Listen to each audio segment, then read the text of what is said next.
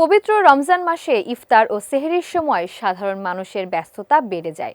ঠিক সে সময়ে দেশে হঠাৎ বিভিন্ন স্থানে জ্বালানি তেলের পাম্প বন্ধ থাকার ঘটনা নতুন সমস্যার জন্ম দিয়েছে। এই পরিস্থিতি নিয়ে ক্ষোভ প্রকাশ করেছেন অভিনেত্রী শবনম ফারিয়া।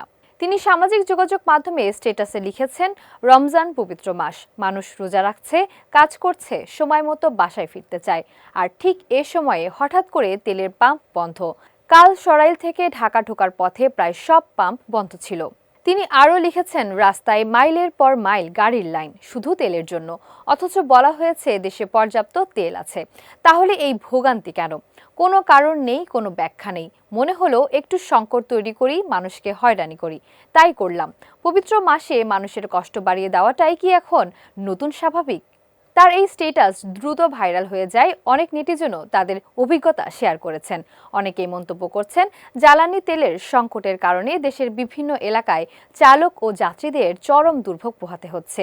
আরেকজন মন্তব্য করেছেন, এক পাম্প থেকে অন্য পাম্পে ঘুরেও অনেক সময় তেল পাওয়া যাচ্ছে না, আবার কোথাও ঘন্টার পর ঘন্টা লাইনে দাঁড়িয়ে থাকতে হচ্ছে।